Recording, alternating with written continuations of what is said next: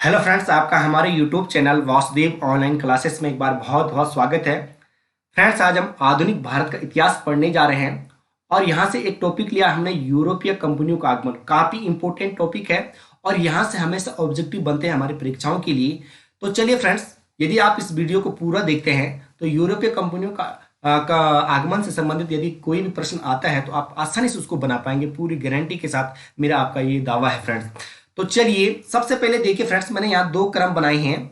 एक कंपनी का जब आगमन हुआ उसका क्रम, और दूसरा जब कंपनी की स्थापना हुई उसका क्रम। क्योंकि कंपनी के आगमन से प्रश्न पूछे जाते हैं और कंपनी की स्थापना से भी क्वेश्चन पूछे जाते हैं। तो चलिए उसको प्रारंभ करते हैं। देखिए फ्रेंड्स, यूरोप से कौन कौन सी कंपनी आई थी? पुर्तगाली, डच, अंग्रेज, डेनिश, फ्रांसीसी और स्वीडिश आए थे। ठीक है, तो इनमें से को जो इंपॉर्टेंट है, जहां से परीक्षा में ऑब्जेक्टिव बनते हैं, हम केवल उनको देखेंगे। ठीक हो गया।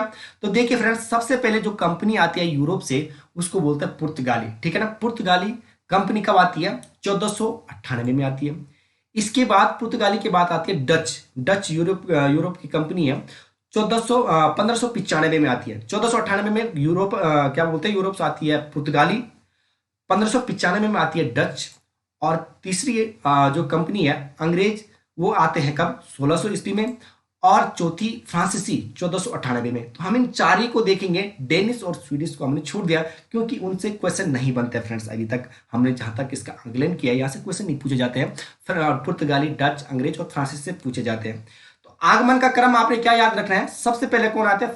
पुर्तगाली आते हैं, फिर डच आते हैं, फिर अंग्रेज आते हैं और फिर फ्रांसीसी आते हैं। ठीक है, क्रम बिल्कुल आप लोगों ने याद रखना है।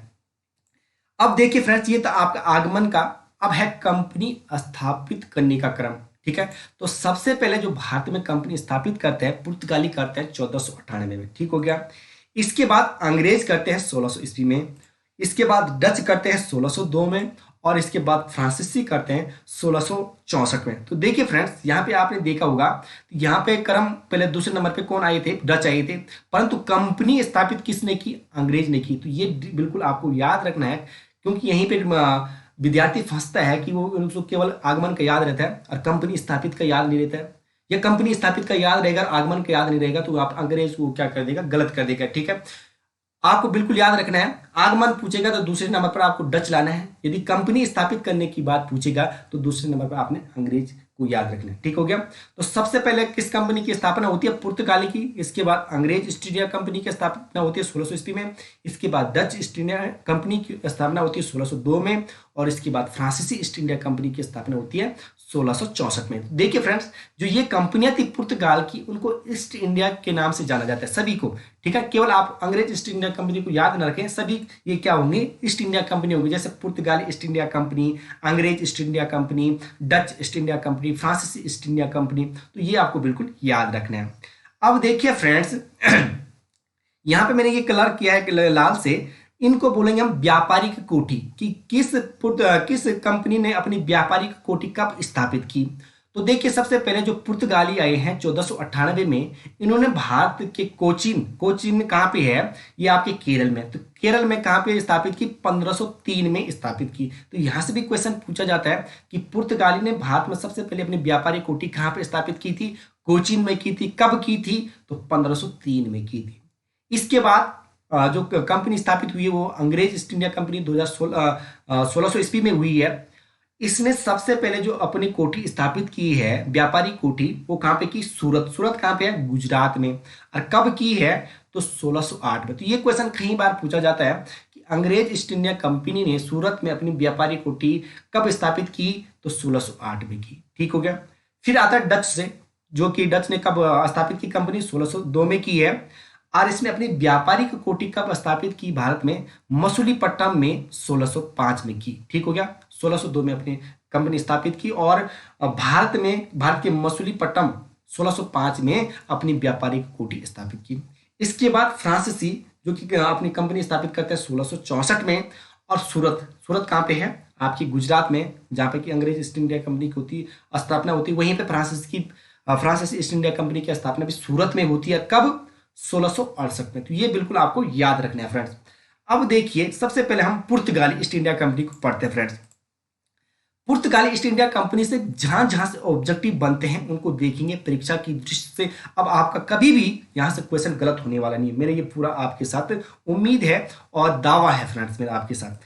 ठीक है, देखिए सबसे पहले 1442 में कोलंबस जो कि स्पेन का था, ठीक है ना, 1442 में कोलंबस जो कि स्पेन का था वह सबसे पहले भारत की खोज के लिए निकला था, लेकिन वह भारत नहीं पहुंचा, वह अमेरिका पहुंच गया, इसलिए कोलंबस को अमेरिका का खोजकर्ता कहा जाता है। देखिए फ्रेंड्स, सबसे पहले यहां से क्वेश्चन क्या बनता है कि भारत की खोज के लिए सबसे पहले कौन निकलता है, ठीक है ना, यूरोप से भारत की खोज के लिए सबसे पहले कौन निकलता है, तो आंसर क्या होगा, कोलंबस। कब निकलता है, 1492 में। परंतु वह भारत के लिए निकलता है खोज के लिए, परंतु वह भारत नहीं पहुंचता है, ठीक है ना, वो कहां नहीं पहुंचता है, भारत नहीं पहुंचता है, क्योंकि वो क्या करता है, जलीय मार्ग से निकलता है। अब जलीय मार्ग ऐसे होते हैं कि बहुत सारे अलग अलग प्रकार के होते हैं, तो वो कहां पहुंचता है, वो उसने भारत के रास्ते आने था, परंतु वो किस रास्ते पहुंच जाता है, अमेरिका के रास्ते पहुंच जाता है। अब वो अमेरिका को भारत समझने लगता है, ठीक है ना, कोलंबस क्या करना लगता है, अमेरिका को भारत भारत भारत समझने लगता है, इसलिए वो अमेरिका को क्या कहता है, वो कोलंबस इंडियन कहता है अमेरिका को, परंतु वो तो अमेरिका है, इंडियन तो है नहीं, ठीक है। तो इसलिए अमेरिका का जो खोजकर्ता कहा गया है, कोलंबस को कहा गया है फ्रेंड्स। तो ये क्वेश्चन पूछा जाता है कई बार, अमेरिका की खोज किसने की, तो कोलंबस ने की थी। कब की, 1442 में, ठीक ठीक है। किसकी खोज के लिए निकला था, तो भारत की खोज के लिए निकला था। कहां पहुंचा, अमेरिका। किसकी खोज की, अमेरिका की खोज की। तो यहां से इतने क्वेश्चन बनते हैं, ये बिल्कुल आपको क्लियर होना चाहिए फ्रेंड्स। अब देखिए फ्रेंड्स, कोलंबस के बाद फिर एक पुर्तगाली 1487 में, जिसका नाम क्या है, बार्थोलोम्यूज डियास, भारत की खोज के लिए निकलता है, ठीक है ना। कब निकलता है, 1487 में भारत की खोज के लिए निकलता है, लेकिन वह दक्षिण अफ्रीका में एक स्थान है आशा अंतरीप, जिसको हम अंग्रेजी में बोलते हैं केप ऑफ गुड होप। कहां पे है, ये क्वेश्चन भी कई बार पूछा जाता है कि केप ऑफ गुड होप कहां पे है, तो दक्षिण अफ्रीका में है, ठीक है, दक्षिणी में है, दक्षिण अमेरिका के दक्षिण में है केप ऑफ गुड होप। तो जो ये बार्थोलोम्यूज डियास है, वो भारत की खोज के लिए निकलता है, लेकिन कहां तक पहुंचता है, दक्षिण अफ्रीका के जो केप ऑफ गुड होप है वहां तक पहुंचता है, वो भारत नहीं पहुंच पाता है, और वहीं से ये क्या करता है, वापस चला जाता है। तो ये क्वेश्चन बन सकता है कि कोलंबस के बाद भारत की खोज के लिए दूसरी बार कौन निकलता है, तो बार्थोलोम्यूज डियास निकलता है, लेकिन वो भारत तक नहीं पहुंचता है। वो कहां तक पहुंचता है, केवल दक्षिण अफ्रीका तक पहुंचता है। दक्षिण अफ्रीका की किस जगह पे पहुंचता है, आशा अंतरिप, जिसको हम अंग्रेजी में क्या बोलते हैं, केप ऑफ गुड होप तक ही पहुंचता है, और ये फिर क्या करता है, वापस चला जाता है। तो ये काफी इंपॉर्टेंट है फ्रेंड्स। अब देखिए वास्को डी गामा, यहां से तो हमेशा प्रश्न बनते हैं किसी भी एग्जाम के लिए, तो ये वास्को डी गामा आपको बिल्कुल याद होना चाहिए। वास्को डी गामा प्रथम यूरोपीय था जिसने भारत के लिए सीधे समुद्री मार्ग की खोज 20 मई 1998 को भारत के पश्चिमी तट बंदरगाह कालीकट के कपक डाबू नामक बंदरगाह पर पहुंचता है, ठीक है। तो ये क्वेश्चन काफी इंपोर्टेंट है। सबसे पहले क्वेश्चन क्या पूछेगा वास्को डी गामा से, कि वास्को डी गामा किस समुद्री मार्ग किस मार्ग से आता है, तो समुद्री मार्ग से आता है, ठीक है, सबसे पहले ये होता है। दूसरा, कि भारत की खोज किस यूरोपीय ने की है, यानी कि किस पुर्तगाली ने की है, तो वास्को डी गामा ने की है। कब की है, तो 20 मई 1498 को की है। अब क्वेश्चन यहां से पूछा जाता है कि भारत के किस तट पे पहुंचा है, तो पश्चिमी तट पे पहुंचे भारत के, किस बंदरगाह पे, तो कालीकट के कपक डाबू नामक बंदरगाह पे पहुंचा। तो ये कपक डाबू भी आपको याद रखना है। कोई कोई केवल कालीकट ही याद रखना है कि केरल के कालीकट पे ही पहुंचा है, ये कालीकट याद नहीं रखना, बल्कि कालीकट के कपक डाबू नामक बंदरगाह भी आपको याद रखना। तो इतने क्वेश्चन बन गए यहां से। क्या क्या बने, कि पहला, भारत की खोज किसने की, वास्को डी गामा ने की। कब की, 20 मई 1498 को की। और कहां पहुंचा, तो भारत के पश्चिमी तट पर स्थित कालीकट में पहुंचा। कौन से बंदरगाह पे, कपक डाबू बंदरगाह पे पहुंचे फ्रेंड्स। तो ये क्वेश्चन आपको बिल्कुल याद होने चाहिए। अब देखिए फ्रेंड्स, जो वास्को डी गामा था वो पुर्तगाल के शासक डॉन हेनरिक के प्रतिनिधि के रूप में भारत आया। तो यहां से क्वेश्चन काफी इंपॉर्टेंट है। ये क्वेश्चन पूछा जा सकता है कि जो वास्को डी गामा भारत आया था, किसके प्रतिनिधि के रूप में भारत आया था। तो किसके प्रतिनिधि के रूप में भारत आया था, कि जो पुर्तगाल का जो शासक था डॉन हेनरिक, उसके प्रतिनिधि के रूप में भारत आया था। किसके, हेनरिक के प्रतिनिधि के रूप में, Don Henrique, sorry friends, Don Henrique के प्रतिनिधि के रूप में भारत आता है वास्को डी गामा। यहां से क्लियर हो गया फ्रेंड्स। अब देखिए फ्रेंड्स, जब वास्को डिगामा सबसे पहले पश्चिमी तट पर यानी कि कालीकट में पहुंचता है, तो कालीकट में एक हिंदू शासक है जिसका नाम है जेमोरिन। क्या नाम है? जेमोरिन। परंतु ये नाम नहीं है, ठीक है ना। अधिकतर बुक में ये नाम लिखा रहता है, पर ये नाम नहीं है। ये उसको एक उपाधि दी गई थी, पैतृक उपाधि दी गई थी।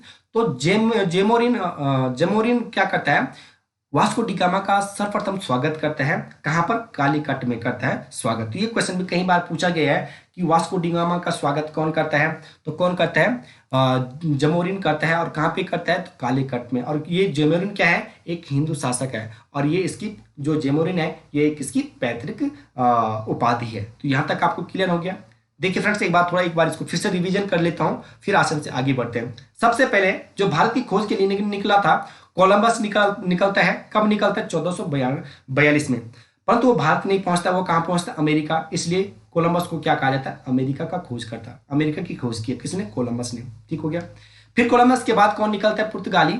1487 में बार्थोलोम्यूज डियास भारत की खोज के लिए निकलता है, परंतु वो भारत नहीं पहुंचता है। वो दक्षिण अफ्रीका तक ही पहुंच पाता है और ये फिर वापस चला जाता है। ठीक है, केप ऑफ गुड तक ही पहुंचता है, फिर वो वापस चला जाता है दक्षिण अफ्रीका से। इसके बाद वास्को डी गामा आता है। कब? 20 मई 1498 में समुद्री मार्ग को खोज कर आता है। कहां पहुंचता है? तो ये पहुंचता है कालीकट में। और कालीकट में किसके प्रतिनिधि के रूप में आता है? तो ये पुर्तगाली शासक डॉन हेनरी के प्रतिनिधि के रूप में भारत आता है। और भारत में इसका स्वागत कौन करता है? तो भारत का हिंदू शासक जो था उस समय, जेमोरिन, वो उसका स्वागत करता है। और जेमोरिन क्या है? ये इसकी पैतृक उपाधि है। तो यहां तक आपको क्लियर हो गया? बिल्कुल क्लियर हो गया फ्रेंड्स। आप इसका स्क्रीनशॉट लीजिए और इसके बाद में आगे बढ़ता हूं फ्रेंड्स। अब देखिए फ्रेंड्स, ईस्ट इंडिया कंपनी से काफी इंपॉर्टेंट होने वाला है। आपके कोई भी क्वेश्चन गलत होंगे नहीं, बिल्कुल ये आपको याद रखना है। अब देखिए कि जब वास्को डी गामा भारत पहुंचा, भारत में रहा काफी कुछ टाइम के लिए, तो यहां उसने खरीदारी की। ठीक है ना, भारत में क्या की? उसने खरीदारी की।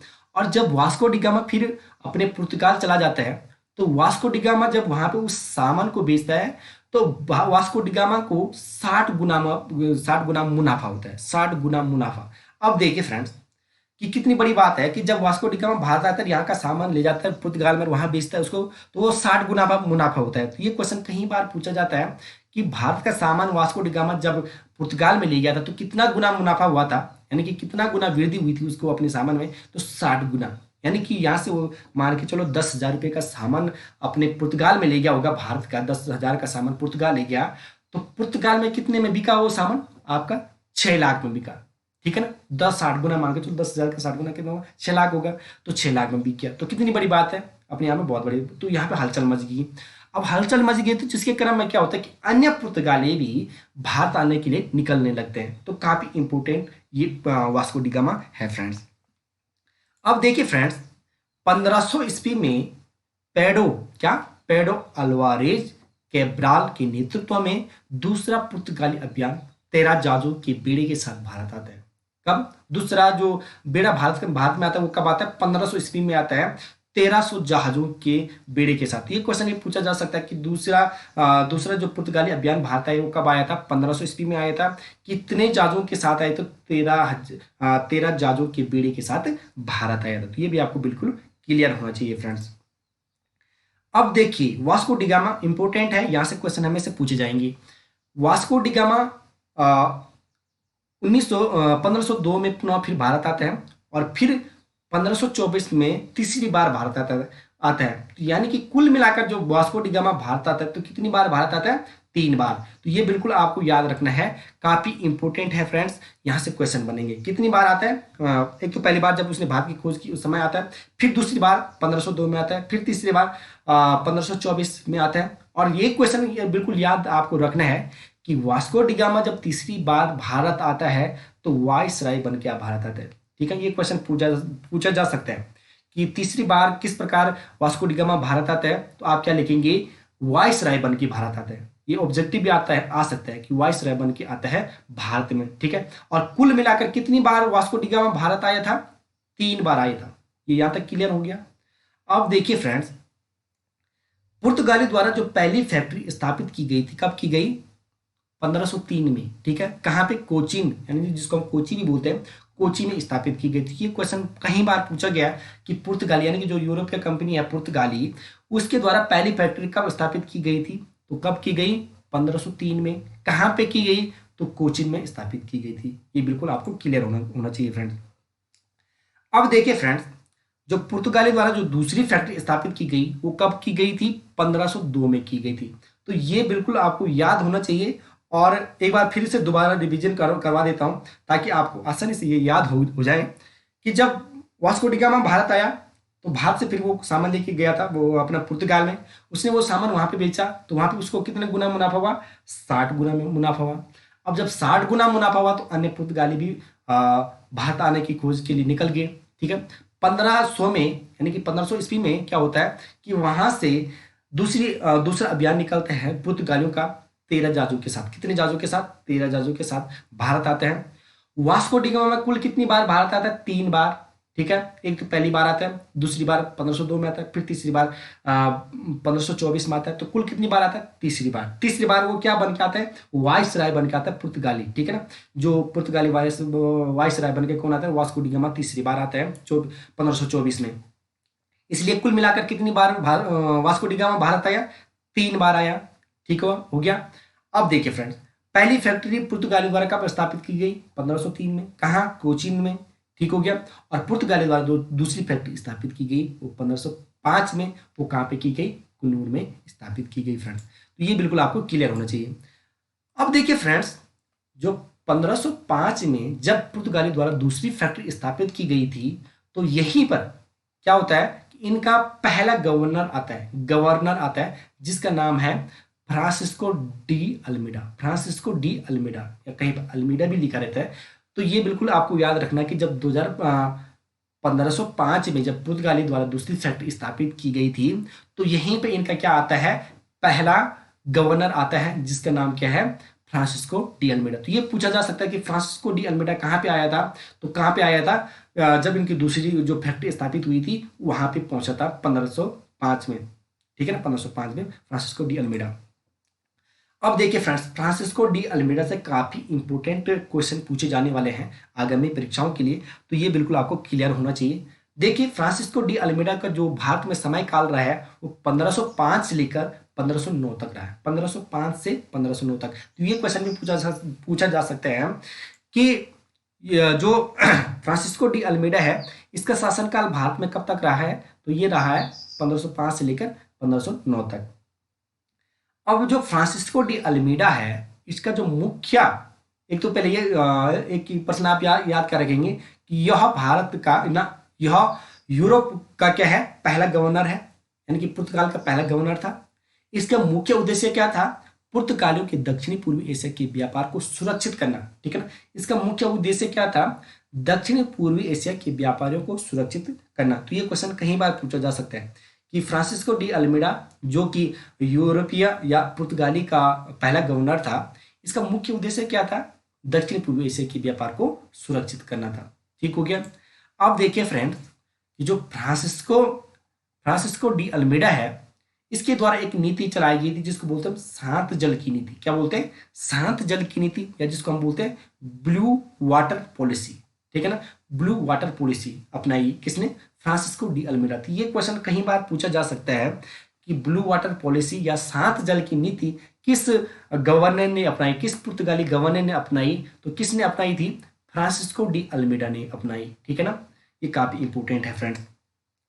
अब देखिए कि जो भारत में पुर्तगाली राज्य स्थापित करने के लिए 1505 में ये क्या बोलते हैं अंजाडीवा, कैनूर और किलवा में इन्होंने क्या किया था? दुर्ग स्थापित की थी। फ्रांसिस्को डी अल्मीडा ने क्या किया कि भारत में पुर्तगाली राज्य स्थापित करने के लिए 1505 में अंजाडीवा, कैनूर, किलवा में क्या किए? अपने दुर्ग स्थापित किए थे।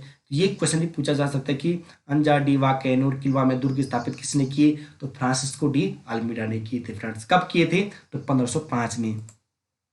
अब देखिए फ्रेंड्स, इसके काल में यानी कि फ्रांसिस्को डी अल्मीडा इसके काल में पुर्तगाली नौसेना हिंद महासागर में सर्वाधिक शक्तिशाली हो गई है। तो ये क्वेश्चन कई बार पूछा जा सकता है कि किस गवर्नर के काल में, किस पुर्तगाली गवर्नर के काल में हिंदू सेना यानी कि ना जो पुर्तगाली नौसेना है हिंद महासागर में सर्वाधिक शक्तिशाली हो गई थी, तो किसके?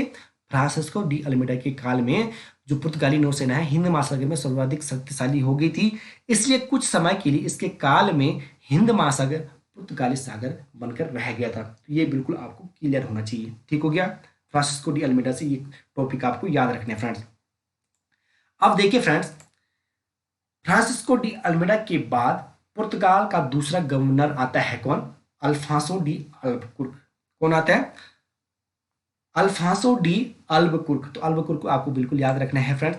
अल्बुकुर्क का जो समय है भारत में 1509 से 1515 तक, 1509 से 1515 तक, ये काफी इंपॉर्टेंट है अल्बुकुर्क, क्योंकि जो वास्तविक संस्थापक भी है वो अल्फांसो डी अल्बुकुर्क है, इसलिए यहाँ से ज्यादा प्रश्न बनते हैं फ्रेंड्स। तो ये बिल्कुल आपको इसका काल तक भी याद रखना है। 1509 से 1515 तक इसका भारत में काल है अल्फांसो डी अल्बुकुर्क का। अल्फांसो डी अल्बुकुर्क 1509 से 1515 तक पुर्तगालियों का गवर्नर रहा है भारत में। ये बिल्कुल आपको क्लियर हो गया। अब देखिए, इसको पुर्तगाली शक्ति का वास्तविक संस्थापक माना जाता है। ठीक है ना? वास्तविक संस्थापक, अगर केवल ये कहा जाएगा कि पुर्तगाली कंपनी का जो संस्थापक, जो गवर्नर है, ये माना गया, प्रथम संस्थापक माना गया, वो कौन है? तो वो अल्मीडा होगा। ठीक है ना? केवल संस्थापक की बात करेंगे तो अल्मीडा होगा, परंतु यदि वास्तविक संस्थापक की बात करेंगे पुर्तगाली की, तो पुर्तगाली शक्ति का वो जो वास्तविक संस्थापक है अल्फांसो डी अल्बुकुर्क है, इसलिए इसको काफी इंपोर्टेंट माना गया। फ्रांसिस्को डी अल्मीडा, ना अल्मीडा नहीं, अल्बुकुर्क को, सॉरी फ्रेंड्स, थोड़ा कंफ्यूज हो गया। तो बिल्कुल आपको याद रखना है कि जो पुर्तगाली शक्ति का जो वास्तविक संस्थापक है वो कौन है? अल्फांसो डी अल्बुकुर्क है। ठीक हो गया? इसके बाद देखिए फ्रेंड्स कि 1510 में गोवा बंदरगाह पर अधिकार कर लिया था, जो इस समय बीजापुर के शासक, यानी कि जो बीजापुर में एक सुल्तान था यूसुफ आदिल शाह, उसके अधीन था गोवा उस समय। ठीक है? इसलिए गोवा पर 1510 से 1961 तक पुर्तगालियों का कब्जा रहा है फ्रेंड। तो ये बिल्कुल यहाँ से काफी इंपोर्टेंट होने वाला है। देखिए, सबसे पहले इंपोर्टेंट क्या होगा कि 1510 में गोवा पर अधिकार किसने किया था? तो अल्फांसो डी अल्बुकुर्क के द्वारा किया गया था। ठीक है? कब? ये क्वेश्चन कई बार पूछा भी गया है कि गोवा पर अधिकार कब किया गया? तो 1510 में। किसके द्वारा? अल्फांसो डी अल्बुकुर्क के द्वारा किया गया था। उस समय जब ये अधिकार किया गया था 1510 में, तो उस समय गोवा किसके पास था?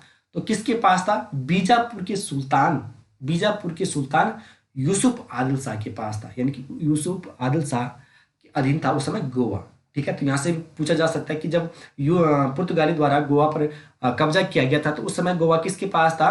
तो गोवा किसके पास था? बीजापुर के सुल्तान यूसुफ आदिल शाह के पास था। ठीक है? ये बिल्कुल आपको याद हो गया। इसलिए गोवा 1510 से लेकर 1561 तक यूरोपियों का इस पे कब्जा रहा है। किस पे? गोवा पे। तो आप जान सकते हैं कि गोवा पे यूरोपियों जो पुर्तगालियों का कब्जा कब हटता है? 1961, यानी कि जो गोवा आजाद होता है तो 1961 के बाद होता है। ठीक है ना? जबकि पूरा भारत स्वतंत्र कब होता है? 1947 होता है, पर गोवा कब स्वतंत्र होता है? 1961 में। ठीक हो गया? ये बिल्कुल आपको क्लियर होना चाहिए, क्योंकि गोवा पे 1961 तक किसका राज था? पुर्तगालियों का ये राज था। तो यहां तक ये बिल्कुल आपको क्लियर होना चाहिए फ्रेंड्स। अब देखिए फ्रेंड्स, यह भारत में पुर्तगालियों की अस्थायी आबादी बसाना चाहता था। कौन? अल्फांसो डी अल्बुकुर्क भारत में पुर्तगालियों की अस्थायी आबादी बसाना चाहता था, इसलिए इसे, ठीक है ना, इसलिए इसको क्या कहा जाता है? इसने, सबसे पहले मैं एक काफी बारीक से आपको समझा देता हूं कि जो अल्फांसो डी अल्बुकुर्क था वो क्या चाहता था कि जो पुर्तगाली हैं वो भारत की महिलाओं के साथ शादी कर ले। ठीक है ना? पुर्तगाली क्या करें? भारतीय महिलाओं के साथ शादी कर लें, यानी कि विवाह कर लें, ताकि क्या उनका वहां पे क्या हो सके, उनका सम्मान हो जाएगा। सम्मान होगा तो फिर उनको क्या किया जाएगा? वहां पे वो अपनी कंपनी स्थापित खोल सकते हैं। ठीक है? तो इसलिए जो अल्फांसो डी अल्बुकुर्क है, इसने क्या नीति चलाई? विवाह नीति। तो ये क्वेश्चन कई बार पूछा गया है कि किस पुर्तगाली गवर्नर द्वारा विवाह नीति अपनाई गई थी? तो किसके द्वारा अपनाई गई थी? अल्फांसो डी अल्बुकुर्क के द्वारा अपनाई गई थी। तो देखिए फ्रेंड्स, जो अल्फांसो डी अल्बुकर्क है, यह भारत में क्या करता है? पुर्तगाली की अस्थायी आबादी बसाना चाहता था, जिसके लिए वो पुर्तगालियों को, महिलाओं के, जो भारतीय महिलाओं के साथ क्या करना चाहता है? विवाह करने के लिए वो प्रोत्साहित करता है। ठीक हो गया? तो ये बिल्कुल आपको क्लियर याद रखना है। फिर इसने अपने क्षेत्र में सती प्रथा भी बंद की है। ठीक है, तो ये क्वेश्चन काफी इंपॉर्टेंट है फ्रेंड्स कि किस पुर्तगाली गवर्नर ने अपने क्षेत्र में सती प्रथा को बंद किया था? तो अल्फांसो डी अल्बुकर्क ने किया था फ्रेंड्स। तो यहाँ से बिल्कुल ये क्वेश्चन है अल्बुकर्क से। तो क्या क्या पूछे जाएंगे कि भाई जो अल्बुकर्क का काल है कि 1509 से 1515 तक वो भारत के गवर्नर यूरोपीय यानी कि पुर्तगाल का गवर्नर रहता है भारत में। दूसरा कि इसको पुर्तगाल शक्ति का वास्तविक संस्था माना जाता है। तीसरा प्रश्न क्या बनेगा कि अल्फांसो डी अल्बुकर्क के द्वारा 1510 में गोवा को एक बंदरगाह के रूप में छीना गया। किसके द्वारा, किसके पास से छीना गया? तो बीजापुर के शासक आदिल शाह से छीना गया। और गोवा पे इसका अधिकार कब हुआ? 1510 में हुआ। और 1510 से लेकर 1961 तक इस पे किसका अधिकार है? यूरोपीय यानी कि मान के चलो कि पुर्तगालियों का अधिकार है। ठीक हो गया। फिर यह भारत में पुर्तगाली को क्या करना चाहता था? अस्थायी बस्ती बसाना चाहता था। उसने क्या किया? तो थोड़ा फ्रेंड्स क्षमा चाहूंगा क्योंकि थोड़ा बीच में मैंने वीडियो रोक दी थी क्योंकि थोड़ा बच्चा कोई बाहर आ गया था, इस वजह से थोड़ा रोकनी पड़ी वीडियो। तो देखिए फ्रेंड्स, अल्फांसो डी अल्बुकर्क के बारे में पढ़ रहे थे, तो ये काफी इंपॉर्टेंट है। क्या क्या कि ये भारत में आया 1509 से 1515 तक। ये पुर्तगाली शक्ति का वास्तविक संस्थापक माना जाता है। 1510 में इसके द्वारा गोवा पर अधिकार किया गया था। किसके पास से छीना इसने? तो बीजापुर के शासक आदिल शाह के पास से इसने इसको छीना गोवा को। और गोवा पर यूरोपीय जो पुर्तगालियों का शासन रहता है वो कब से कब तक रहता है? 1510 से लेकर 1961 तक पुर्तगाल का शासन रहता है कहाँ पे? गोवा पर। ठीक हो गया।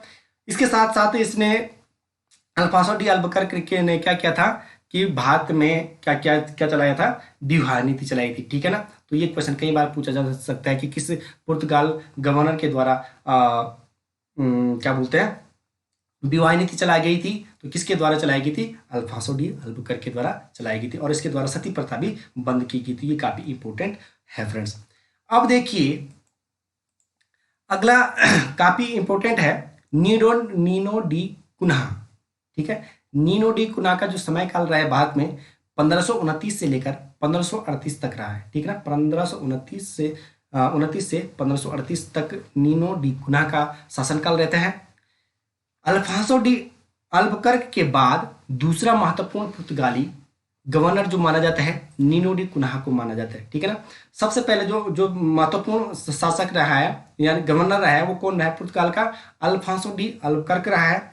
और उसके बाद जो महत्वपूर्ण पुर्तगाली गवर्नर माना जाता है नीनो डी कुन्हा को माना जाता है। तो ये क्वेश्चन कहीं बार पूछा जा सकता है कि अल्फांसो डी अल्बुकर्क के बाद दूसरा महत्वपूर्ण पुर्तगाली गवर्नर कौन रहा है? तो कौन था? Nuno da Cunha. ठीक है, इसको महत्वपूर्ण गवर्नर माना जाता है दूसरा। अगला है फ्रेंड्स, इसने गोवा को काला क्षेत्र और राजधानी क्षेत्र बनाया था। ये क्वेश्चन कहीं बार पूछा जाता है कि किस पुर्तगाली गवर्नर ने अपनी राजधानी या काला क्षेत्र को गोवा को बनाया था, यानी कि औपचारिक रूप से गोवा को बनाया था? तो किसने? नीनो डी कुन्हा ने बनाया था। तो ये भी बिल्कुल आपको क्लियर होना चाहिए फ्रेंड्स। अगला क्या आता है नीनो डी कुन्हा से? इनके शासन काल में 1535 में दीव और 1559 में दमन दोनों को जीतकर पुर्तगाली क्षेत्र में मिला दिया गया था। इसलिए गोवा के साथ दमन और द्वीप भी 1961 तक पुर्तगाली के अधीन रहते हैं। ठीक है, ये बिल्कुल आपको याद हो गया। क्या क्या याद रखना है आपने? 3 पॉइंट याद रखने हैं। एक तो अल्बुकर्क के बाद दूसरा महत्वपूर्ण पुर्तगाली गवर्नर कौन है? नीनो डी कुन्हा है। नीनो डी कुन्हा ने क्या किया था कि गोवा को अपनी राजधानी और कार्य क्षेत्र जो कि औपचारिक रूप से था वो कहां बनाया? गोवा में बनाया था। तीसरा क्या है कि 1535 में दीव को और 1559 में दमन को इसने जीता और इसको कहां रखा? पुर्तगाली क्षेत्र में मिला दिया। इसके साथ ही क्या होता है फ्रेंड्स कि जो दमन और दीव है तो गोवा के साथ ही 1961 में वो भी क्या 1961 तक किसके अधीन रहते हैं? पुर्तगालियों के अधीन रहते हैं फ्रेंड्स। तो ये बिल्कुल आपको इससे याद रखना है। अब देखिए फ्रेंड्स, पुर्तगालियों से अन्य जो प्रश्न एक महत्वपूर्ण प्रश्न है, अन्य यहां से कंप्लीट होगी। एक महत्वपूर्ण प्रश्न और आता है, कार्ज आर्मेडा कालिफा क्या है? ये क्वेश्चन कहीं पर मेंस के लिए भी काफी इंपॉर्टेंट है कि कार्ज आर्मेडा कालिफा क्या है, ये क्वेश्चन पूछा जा सकता है। तो देखिए फ्रेंड्स, जो कार्ज आर्मेडा कालिफा था, कार्ज का साधारण अर्थ होता है परमिट। क्या होता है? कार्ज का साधारण अर्थ क्या होता है? परमिट होता है। और पुर्तगाली जो थे वो स्वयं को सागर का स्वामी मानते थे, ठीक है ना। पुर्तगाली स्वयं को क्या मानते थे, सागर का स्वामी मानते थे। और वो यह व्यापार पर वो क्या करना चाहते थे, वो नियंत्रण रखना चाहते थे, ठीक है ना। वो व्यापार पे क्या करना चाहते थे, नियंत्रण रखना चाहते थे। अतः यह एक ऐसी व्यवस्था थी कि बिना पुर्तगालियों के परमिट के या आप उनके क्षेत्र में क्या नहीं कर सकते थे, व्यापार नहीं कर सकते थे। यदि आप उसको व्यापार करना है आपको, तो पुर्तगालियों से पहले क्या लेनी पड़ती थी, परमिट लेनी पड़ती थी। तो इस चीज को क्या कहते हैं, कार्ज आर्मेडा कालिफा कहा जाता है फ्रेंड। तो ये बिल्कुल याद रखना है, ये प्रश्न में आप आ सकता है, कई बार पूछा जा सकता है कि कार्ज आर्मेडा कालिफा क्या है। तो कार्ज का अर्थ होता है परमिट। और पुर्तगाली अपने आप को स्वयं को क्या मानते थे, समुद्र का स्वामी मानते थे। और वो क्या करते थे कि व्यापार पर वो नियंत्रण रखना चाहते थे। और उन्होंने एक ऐसी व्यवस्था बनाई कि भाई क्या करना पड़ेगा कि पुर्तगालियों से परमिट लेना पड़ेगा।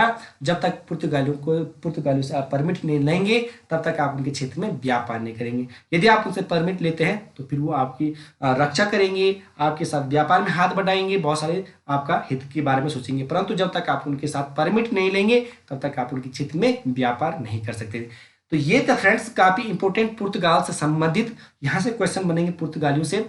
तो यदि आपको हमारा ये वीडियो अच्छा लगा है तो फिर हम आपको डच और अंग्रेज, फ्रांसीसी, इन कंपनियों को आसानी से आपको पढ़ाएंगे, लगातार पढ़ाएंगे। तो हमारा इस YouTube channel Vasudev online classes को सब्सक्राइब करें, वीडियो को लाइक करें और अधिक से अधिक इसको शेयर करें। जय हिंद, जय भारत, जय उत्तराखंड।